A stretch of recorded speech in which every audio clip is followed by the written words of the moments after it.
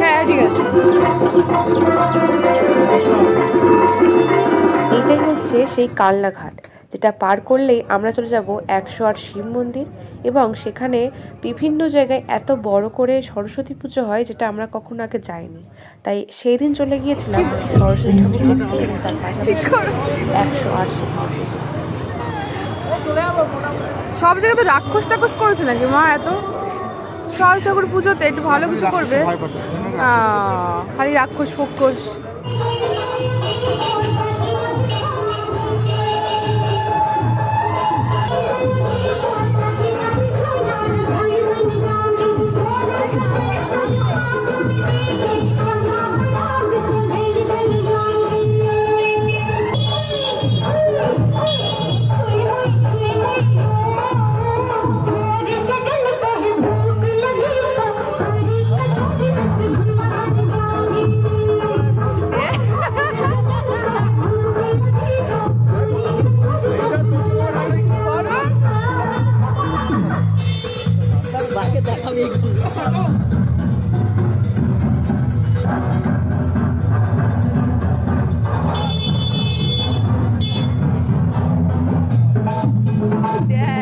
যাও যাও যাও না তাই যাও।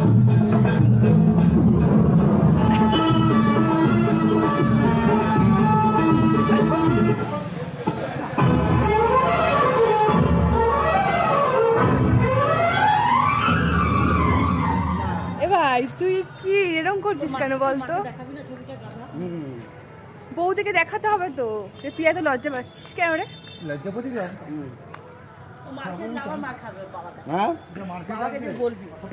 দাদা দাদাকে সব বলবো, তুই একটা ছবিতে আসিস নি, একটা ছবি তুলিস নি তুই। আজ দেখলাম একসাথে 108টা শিব মন্দির, যেগুলি ছিল 200 বছরেরও বেশি পুরনো। হ্যাঁ, আজ গেছিলাম কালনা। কালনা পশ্চিমবঙ্গের পূর্ব বর্ধমান জেলার একটি পৌর অঞ্চল। ভাগীরথীর পশ্চিম দিকে অবস্থিত এই শহরটি অম্বিকা কালনা নামেও জনপ্রিয়। কালনার অন্যতম দর্শনীয় স্থান হচ্ছে 108টা শিব মন্দির। শোনা যায় মহাদেবকে স্বপ্নে পেয়ে 1809 সালে মহারাজ তেজচন্দ্র বাহাদুর এই ইটের তৈরি আটচালা মন্দিরগুলি নির্মাণ করেছিলেন। এই মন্দিরগুলি ঠিক দুটো রাউন্ডে বিভক্ত। 108 শিব মন্দিরের সামনেই রয়েছে রাধা মদন জিউর এই মন্দির।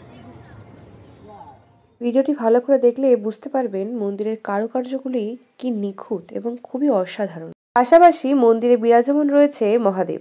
দেখতে পাচ্ছেন আমি এখানে মহাদেবকে দর্শন করলাম এবং তারপরে সুন্দর সুন্দর কিছু মুহূর্তগুলি ক্যামেরা বন্দি করলাম। দিনগুলো তো চলে গেছে, কিন্তু দেখুন স্মৃতিগুলো আজও আমার কাছে স্পষ্ট আছে। আমি মা বাবার একটু ভিডিও করে দিচ্ছিলাম। এই ভিডিওটি ভালো করে লক্ষ্য করে দেখবেন মন্দিরের কারুকার্যগুলি কতটা নিখুঁত, এবং সেগুলি এখনো পর্যন্ত আমার নিখুঁত মনে হচ্ছে। তার মানে কি এখনো ভালো আছে। কিছু কিছু জিনিস ক্ষয় হয়ে গেছে যেটা দেখলাম, কিন্তু খুবই সুন্দর। এখানে দেখতে পাচ্ছেন আমি আমার বাবার সাথে একটু ভিডিও করছিলাম। বাবার হাত ধরে আমি ঘুরছিলাম, মাকে বলছিলাম মা একটু আমার ভিডিও করে দাও। কি করছিস? ফোনের মধ্যে আসতে চাই না, কেমন বাবা এরা, কি করে দেখে না সবাই।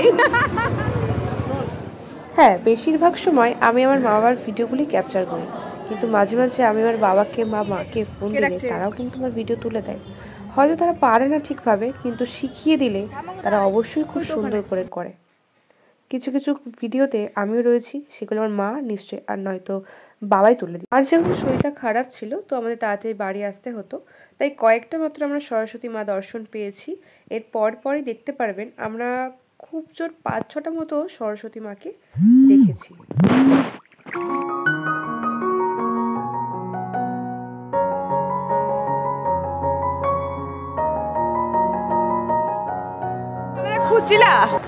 খুঁজছিলা খাতা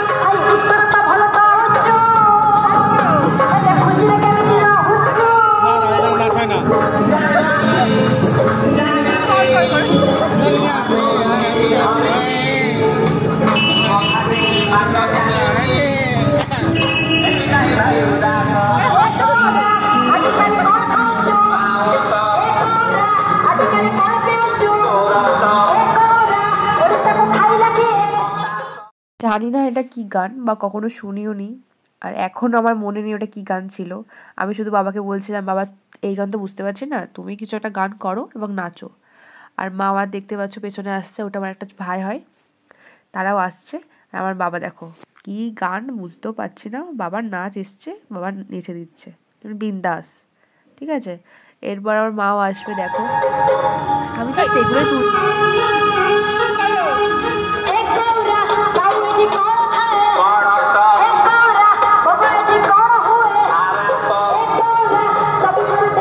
পথে যেহেতু সন্ধ্যা হয়ে গিয়েছিল তাই কিন্তু আমার লাইটিংগুলো দেখতে পেয়েছিলাম। আর এটা হচ্ছে বইতল। দেখতেই পেলে আমরা যখন বাড়ি আসছি তখন মানুষ যাচ্ছে এবং কতটা ভিড়। আর মন্দিরের পাশেই রয়েছে মহাপ্রভু, সেখানে একটু দর্শন করে আমরা বাড়ি চলে আসলাম। ভিডিওটি ভালো লাগলে লাইক না করলেও চলবে, কিন্তু কমেন্টে হরে কৃষ্ণা রাধে রাধে কিন্তু লিখতেই হবে। আজকের ভিডিও এইটুকুই। সবাই ভালো থাকবেন, সুস্থ থাকবেন। হরে কৃষ্ণা, রাধে রাধে।